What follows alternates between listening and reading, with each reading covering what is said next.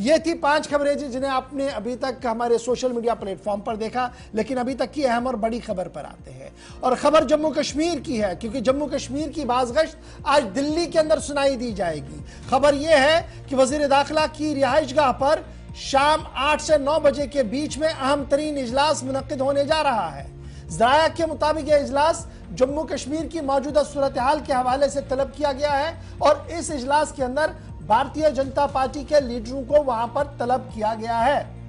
इब्तिदाई खबरों के मुताबिक यह इजलास 3 बजे शुरू होना था। मतला बरालूद रहने की वजह से और जहाज जम्मू से श्रीनगर दिल्ली न आने की वजह से इसको रिशेड्यूल किया गया और अब यह मीटिंग रात देर के बुलाई गई है। वजीर दाखिला अमित शाह की रिहाइशगाह पर इतलात और खबरें इस तरीके की सामने आ रही है। और इस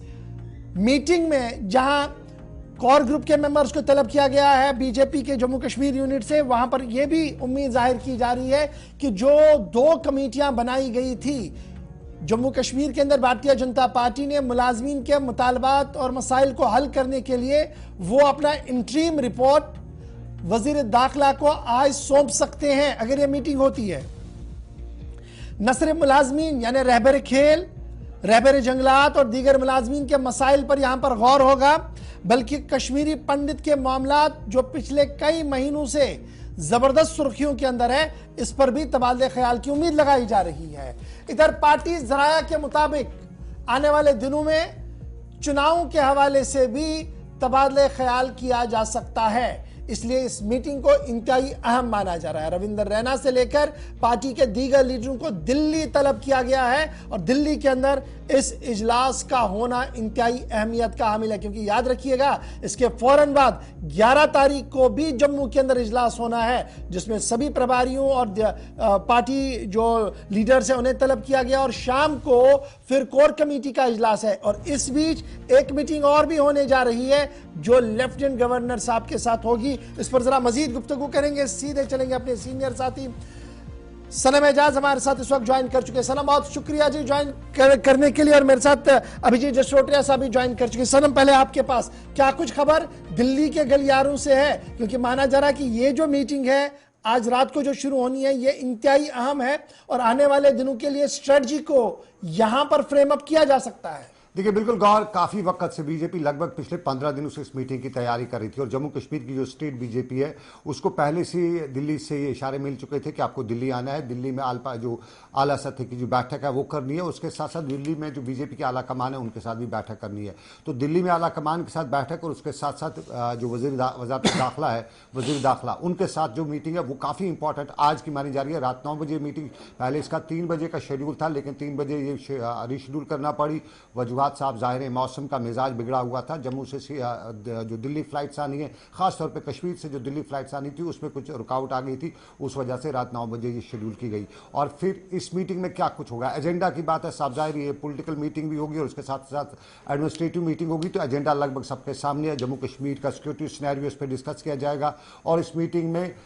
जो हमारे सोर्सेज बता रहे हैं, जो हमने बीजेपी क्वार्टर से बात की या सरकारी जराये से बात की, सबका यही कहना है कि जो इस मीटिंग में है, एक तो कैजुअल डेली वेजेस का मामला है, उस पर जो सरकार की जो कमेटी है उसकी रिपोर्ट आज होगी। उसके साथ साथ जो जम्मू कश्मीर में जो रहबर खेल है, रहबर ज़राअत हैं, ये रहबर जितने भी आजकल जो जम्मू कश्मीर के ये रहबर या दूसरे लोग जो हैं जो प्रोटेस्ट पे, उन पे जो कमेटी है उसकी रिपोर्ट है वो बीजेपी आज इसमें देगी, गृह मंत्री से देगी। और तीसरी बात, जो पहाड़ियों को रिजर्वेशन देने का मामला था और उस पर जो पार्लियामेंट में वो सेशन के दौरान उस पर बहस करनी थी, उसको पास कराना था, उस पर भी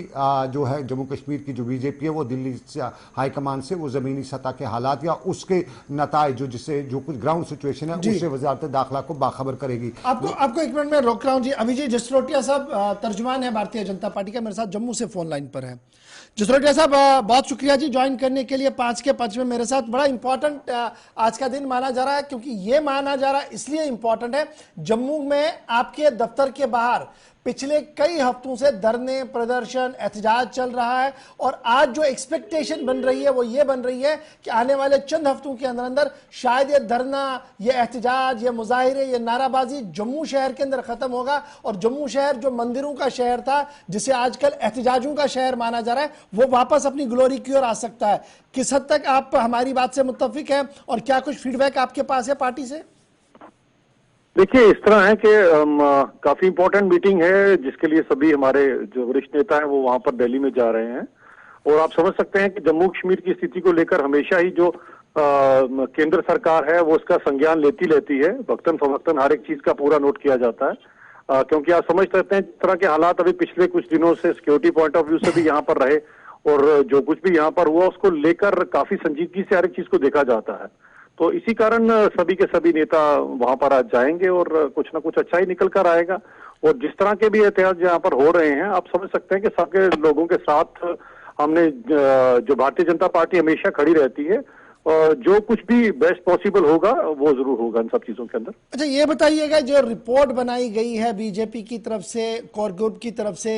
जिन्होंने एहतजाजी मुलाजमीन के साथ बात की और दीगर क्वार्टर से बात करने के बाद जो रिपोर्ट बनी है, क्या उसके बाद कोई बीच का रास्ता बनता हुआ नजर आ रहा है जो आप गृह मंत्री के सामने आप रखकर इस बात को परस्यू करवाएंगे कि ये जनाब ये चीजें खत्म होनी चाहिए और एक डायरेक्शन जाना चाहिए दिल्ली से जम्मू कश्मीर की ओर? देखिए, हर एक चीज का एक अपना एक अहमियत हर एक चीज की रहती है। हर एक चीज जिस तरह से जो भी लोग एहतियात कर रहे हैं इनकी भी बातें हैं, और बाकी देखा जाए तो कहीं ना कहीं ये पुरानी सरकारों का रहा है जिन लोगों ने उस समय इन सब लोगों के साथ नाइंसाफी कर सिर्फ अपने वोट बैंक के लिए इन लोगों को जो है धोखे में रखा था। तो ये सब के सब उन लोगों की हुई चीजें हैं जिसको आहिस्ता आहिस्ता करके हम लोग कोशिश कर रहे हैं बेस्ट पॉसिबल वे में, जिसमें सरकार जो कुछ भी कर सकती है वो कर रही है इनके लिए। और भारतीय जनता पार्टी तो हमेशा सबके साथ सबका विकास और सबके विश्वास में यकीन रखती है। लेकिन हमें ये भी नहीं भूलना चाहिए ये वो सब पुरानी सरकारें हैं जिनके कारण आज ये सब कुछ हो रहा है। वो सरकारें अगर इन सब में अपनी उस समय आंखें ना मूंद देती तो शायद ये चीजें यहाँ तक ना आती। तो अब हमारा तो दायित्व बनता और हम कर भी रहे हैं बेस्ट पॉसिबल जो भी होगा, जो रास्ता निकलेगा, भले वो बीच का रास्ता हो या जैसा भी रास्ता हो, उसके लिए सारे के सारी हमारी पार्टी सब लोगों के साथ खड़ी है, क्योंकि हमें पता है कि काम इंसान का क्या ये भी बताइएगा, क्या 2023 में चुनावी बिगुल बज सकता है? क्योंकि आज की खबर के हवाले से यह भी है कि इस पर भी थोड़ी सी चर्चा और फीडबैक है जो गृह मंत्री साहब लेना चाहेंगे, क्योंकि एक्सपेक्ट किया जा रहा है कि गृह मंत्री और प्रधानमंत्री के दौरे जम्मू कश्मीर से पहले एक हवा बनाई जाए चुनाव के हवाले से।